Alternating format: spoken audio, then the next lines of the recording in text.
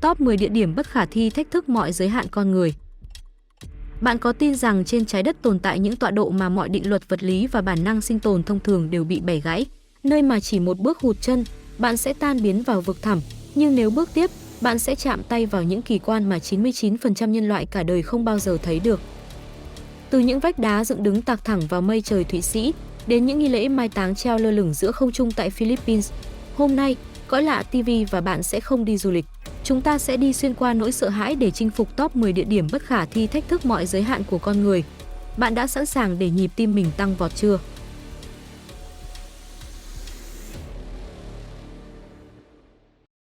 Đan on Via Ferrata, Thụy Sĩ. Đan on Via Ferrata là một trong những tuyến leo núi có dây cáp dài và thử thách nhất tại Thụy Sĩ. Nằm ở vùng Leukerbad, thuộc bang Valais, tuyến đường này kéo dài khoảng 2,2 km và đưa người leo vượt lên độ cao gần 2.941 m so với mực nước biển. Tổng độ cao chênh lệch hơn 1.000 m khiến hành trình thường mất từ 6 đến 8 giờ, tùy thể lực và điều kiện thời tiết. Via Ferrata nghĩa là con đường sắt, một hệ thống dây cáp thép, thang kim loại và điểm neo cố định vào vách đá, giúp người tham gia được bảo đảm an toàn khi sử dụng đúng thiết bị chuyên dụng. Tuy nhiên, đây không phải là tuyến dành cho người mới bắt đầu, địa hình dốc đứng, đoạn leo gần như thẳng đứng và những khúc vượt qua sườn núi hẹp đòi hỏi sự tập trung cao độ và thể lực bền bỉ. Thời tiết vùng Alps thay đổi rất nhanh, gió mạnh, sương mù hoặc nhiệt độ giảm đột ngột có thể khiến hành trình khó khăn hơn nhiều so với dự tính. Vì vậy, người tham gia cần kiểm tra dự báo thời tiết, sử dụng bộ dây an toàn đạt chuẩn và đi cùng người có kinh nghiệm. Đổi lại, phần thưởng là khung cảnh ngoạn mục của dãy Alps phủ tuyết, thung lũng sâu và bầu trời trong xanh đặc trưng của Thụy Sĩ. Bạn có dám thử thách bản thân trên một trong những cung đường leo núi ấn tượng nhất châu Âu không?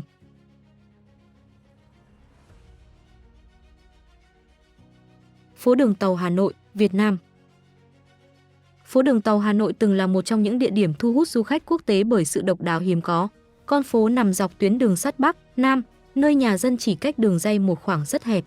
Trong nhiều năm, hình ảnh quán cà phê sát đường ray và khoảnh khắc đoàn tàu đi qua đã trở thành chủ đề lan truyền mạnh trên mạng xã hội. Tuy nhiên, do yếu tố an toàn, chính quyền địa phương đã nhiều lần hạn chế hoặc đóng cửa khu vực đối với khách du lịch. Hiện nay, tàu hỏa vẫn hoạt động theo lịch cố định và cư dân sống tại đây đã quen với việc sắp xếp sinh hoạt phù hợp. Du khách được khuyến cáo không tụ tập sát đường ray và tuân thủ hướng dẫn của lực lượng chức năng. Câu chuyện của phố đường tàu đặt ra một câu hỏi thú vị giữa phát triển du lịch và bảo đảm an toàn cộng đồng. Đâu là điểm cân bằng hợp lý? Theo bạn, những địa điểm độc lạ như thế này nên được khai thác thế nào cho bền vững? Đường ván gỗ núi Hoa Sơn, Trung Quốc. Hoa Sơn, thuộc tỉnh Thiểm Tây, là một trong ngũ nhạc danh tiếng của Trung Quốc, ở độ cao hơn 2.150 m. Ngọn núi này nổi tiếng với cung đường ván gỗ men theo vách đá, một trải nghiệm khiến nhiều du khách vừa phấn khích vừa dè chừng. Lối đi gồm những tấm ván hẹp được cố định vào vách núi đá granite. Ngày nay, du khách bắt buộc phải mặc dây đai an toàn và móc vào hệ thống cáp thép cố định. Nhờ các biện pháp kiểm soát và quy định chặt chẽ, tuyến đường đã trở nên an toàn hơn nhiều so với quá khứ. Hoa Sơn không chỉ là thử thách thể lực mà còn mang giá trị văn hóa sâu sắc. Đây là trung tâm đạo giáo quan trọng từ hàng nghìn năm trước, với nhiều đền thờ và bia đá cổ nằm rải rác trên các đỉnh núi. Ngoài yếu tố mạo hiểm, điều hấp dẫn nhất có lẽ là khung cảnh, biển mây bồng bềnh, ánh bình minh rực rỡ và những dãy núi trùng điệp phía xa. Nếu có cơ hội đến đây, bạn sẽ thử bước trên cung đường ván gỗ này chứ, hay chỉ chọn ngắm nhìn từ xa?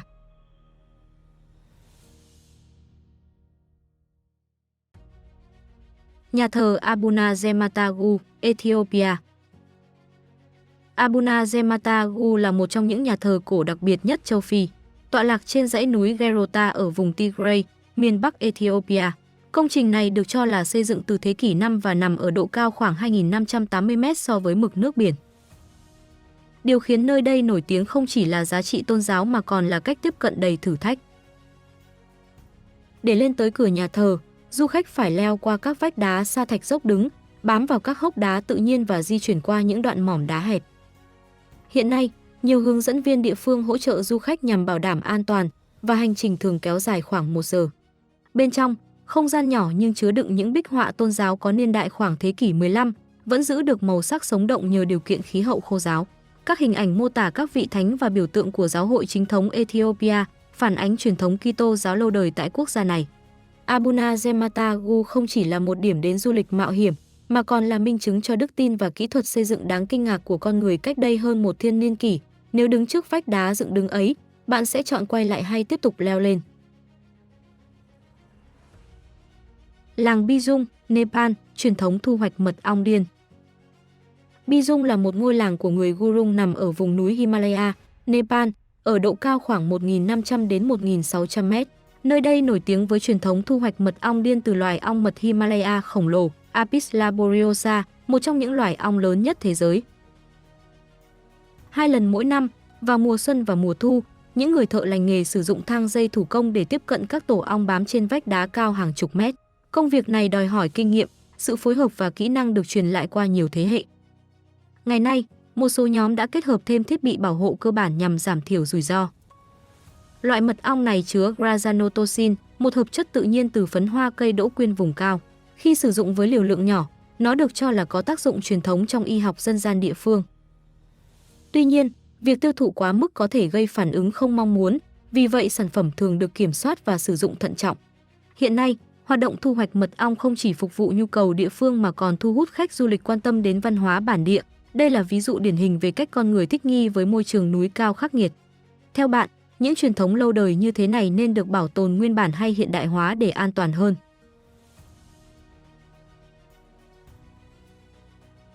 Pháo đài Hariha, Ấn Độ. Pháo đài Hariha thuộc bang Maharashtra, Ấn Độ, được xây dựng vào khoảng thế kỷ 17 và nổi tiếng với cầu thang đá dốc đặc trưng. Đoạn leo cuối gồm gần 80 bậc thang khác trực tiếp vào vách đá Bazan, nghiêng khoảng 70 độ.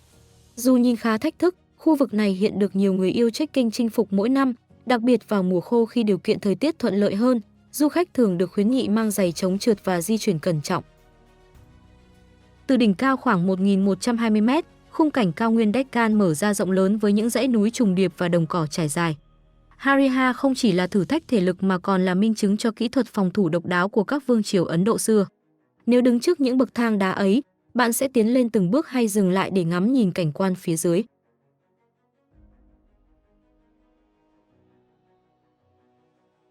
Passage du Roi, Pháp. Passage du Roi là một con đường đặc biệt dài khoảng 4,1 km nối đất liền Pháp với đảo Noirmoutier. Điều khiến nơi này nổi tiếng không chỉ vì cảnh quan ven biển, mà vì nó biến mất dưới nước 2 lần mỗi ngày do thủy triều Đại Tây Dương. Khi triều dâng, mực nước có thể ngập hoàn toàn mặt đường, có lúc lên tới vài mét, khiến lối đi tạm thời không thể sử dụng. Thời gian an toàn để qua lại thường chỉ kéo dài khoảng 1 đến 2 giờ quanh thời điểm chiều thấp. Chính vì vậy, bảng thông báo giờ thủy triều được đặt rõ ràng ở hai đầu đường, và việc theo dõi lịch nước lên xuống là điều bắt buộc đối với cả người dân địa phương lẫn du khách. Trong quá khứ đã có trường hợp phương tiện mắc kẹt do đánh giá sai thời gian, vì thế, dọc tuyến đường có các tháp cứu hộ cao để hỗ trợ những người không kịp rời đi trước khi nước dâng.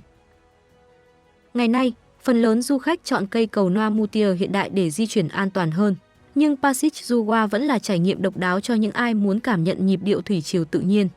Bạn nghĩ mình có đủ kiên nhẫn để chờ đúng cửa sổ thời gian trước khi băng qua một con đường có thể biến mất? Passage du Roi không chỉ là tuyến giao thông, mà còn là minh chứng sống động cho sức mạnh và tính chính xác của tự nhiên. Quan tài treo Sagada, Philippines. Tại thị trấn Sagada, miền núi phía bắc Philippines, tồn tại một nghi thức mai táng độc đáo của người Igorot, treo quan tài trên vách đá. Truyền thống này đã được thực hiện trong nhiều thế kỷ, với một số quan tài có niên đại hàng trăm năm. Theo quan niệm địa phương, việc đặt quan tài ở vị trí cao giúp linh hồn người đã khuất gần hơn với tổ tiên và thế giới tâm linh. Quan tài thường được làm từ gỗ thông, đôi khi do chính người mất chuẩn bị khi còn sống. Trước khi treo, thi thể được đặt trong tư thế gập gọn theo phong tục truyền thống. Ngày nay, hoạt động này không còn phổ biến như trước và được xem là di sản văn hóa cần được bảo tồn. Chính quyền địa phương đã có biện pháp bảo vệ khu vực nhằm giữ gìn giá trị lịch sử và bảo đảm an toàn cho du khách. Sagada hiện là điểm đến thu hút du khách yêu thích khám phá văn hóa bản địa và thiên nhiên vùng núi. Những vách đá đá vôi phủ rêu cùng hàng quan tài treo lơ lửng tạo nên một khung cảnh vừa trang nghiêm vừa đầy suy ngẫm. Bạn nghĩ sao về những nghi thức mai táng khác biệt trên thế giới? Liệu chúng ta có nên nhìn chúng dưới góc độ văn hóa thay vì sự kỳ lạ? Angeles Landing, Mỹ. Angeles Landing là một trong những cung đường hiking nổi tiếng nhất tại công viên quốc gia Zion, bang Utah, Hoa Kỳ. Đỉnh núi cao khoảng 454 m so với đáy hẻm núi và được biết đến với đoạn sống núi hẹp ấn tượng. Phần cuối dài khoảng 800 m có hệ thống dây xích cố định để hỗ trợ người leo giữ thăng bằng. Do lượng khách đông và địa hình đặc biệt, từ năm 2022, công viên áp dụng hệ thống cấp phép theo hình thức xổ số nhằm kiểm soát số người tham gia mỗi ngày. Đường mòn dài khoảng 8,7 km khứ hồi, với độ tăng cao đáng kể, người tham gia cần chuẩn bị nước uống đầy đủ, giày phù hợp và theo dõi dự báo thời tiết. Nắng gắt mùa hè và gió mạnh có thể khiến hành trình trở nên khó khăn hơn. Từ đỉnh Angeles Landing, du khách có thể chiêm ngưỡng toàn cảnh hẻm núi Zion với những lớp đá sa thạch đỏ đặc trưng của miền Tây nước Mỹ. Đây là trải nghiệm vừa thử thách vừa đáng nhớ đối với những ai yêu thiên nhiên.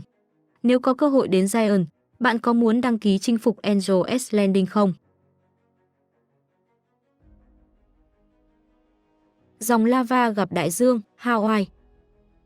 Tại đảo Hawaii, nơi dung nham từ núi lửa Kilauea chảy ra Thái Bình Dương là một trong những hiện tượng địa chất ấn tượng nhất thế giới. Dung nham có thể đạt nhiệt độ hơn 1.100 độ C và khi chạm vào nước biển mát lạnh, nó tạo ra những cột hơi nước khổng lồ cùng các phản ứng vật lý mạnh mẽ. Quá trình này liên tục mở rộng đường bờ biển, cho thấy trái đất vẫn đang vận động và tái tạo từng ngày. Tuy nhiên, vẻ đẹp ấy đi kèm những rủi ro tự nhiên. Khi dung nham tiếp xúc với nước biển, nó tạo ra laser, hỗn hợp hơi nước chứa axit nhẹ và các hạt thủy tinh núi lửa siêu nhỏ. Vì vậy, du khách luôn được khuyến cáo quan sát từ khoảng cách an toàn và tuân thủ hướng dẫn của Cơ quan Khảo sát Địa chất Hoa Kỳ. Các khối đá mới hình thành dọc bờ biển có thể không ổn định do bên trong vẫn còn nóng chảy. Chính vì vậy, khu vực này thường được kiểm soát nghiêm ngặt. Điều khiến nơi đây đặc biệt không chỉ là cảnh tượng ngoạn mục, mà còn là cơ hội để hiểu rõ hơn về cách các hòn đảo Hawaii được hình thành qua hàng triệu năm hoạt động núi lửa. Bạn có sẵn sàng chứng kiến khoảnh khắc trái đất tự viết lại bản đồ ngay trước mắt mình không?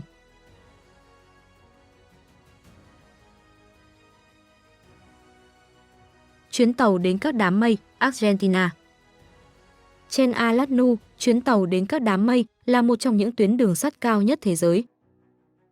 Tuyến tàu này đưa hành khách lên độ cao khoảng 4.220 m qua dãy Andes hùng vĩ ở miền Bắc Argentina.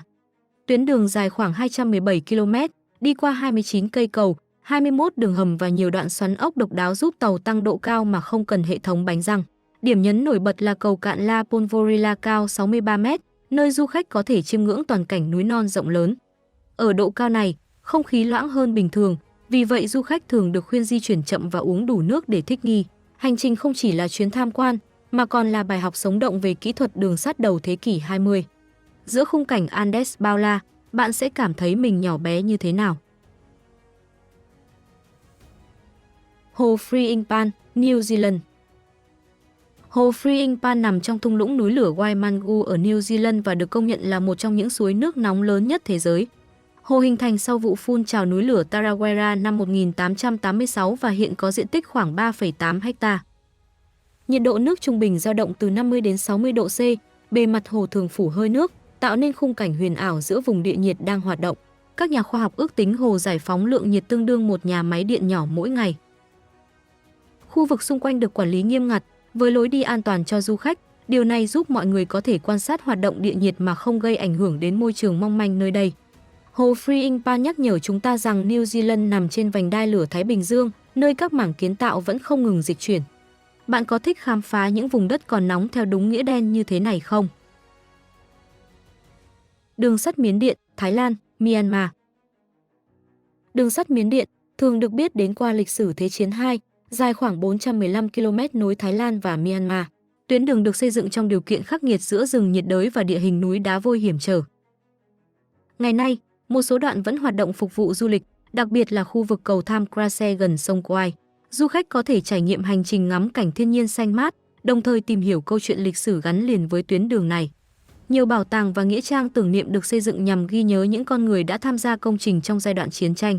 Điều này giúp chuyến đi không chỉ là tham quan, mà còn là cơ hội để suy ngẫm về quá khứ.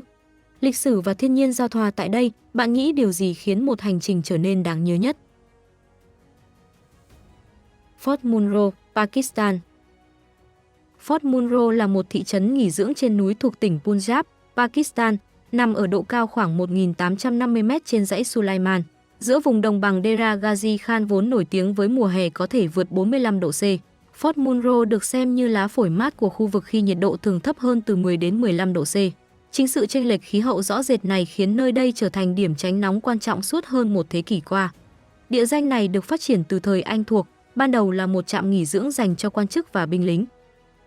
Ngày nay, Fort Munro thu hút du khách nội địa nhờ không khí trong lành, cảnh quan núi đá hoang sơ và tầm nhìn rộng mở xuống vùng bán sa mạc phía dưới. Tuy nhiên, hành trình lên đây đòi hỏi sự tập trung cao độ, con đường núi quanh co với nhiều khúc cua gắt, độ dốc lớn và nguy cơ đá rơi vào mùa mưa khiến việc lái xe cần kinh nghiệm. Sương mù có thể xuất hiện nhanh, làm giảm tầm nhìn đáng kể. Nếu có ý định ghé thăm, du khách nên kiểm tra thời tiết trước, đổ đầy nhiên liệu và hạn chế di chuyển ban đêm. Bạn có từng trải nghiệm cảm giác đi từ cái nóng oi ả lên một vùng núi mát lạnh chỉ trong vài giờ? Fort Munro mang lại sự tương phản khí hậu rõ rệt ấy, một ví dụ thú vị về cách địa hình có thể thay đổi hoàn toàn môi trường sống chỉ trong một quãng đường ngắn. Thế giới rộng lớn luôn có những góc khuất đầy thử thách, nơi chỉ dành cho những trái tim can trường nhất. Nếu được chọn, bạn sẽ chinh phục tọa độ nào đầu tiên? Hãy để lại ý kiến dưới phần bình luận nhé. Và đừng quên nhấn like, đăng ký kênh để cùng mình phá vỡ những giới hạn tiếp theo trên hành tinh này. Còn bây giờ, xin chào và hẹn gặp lại.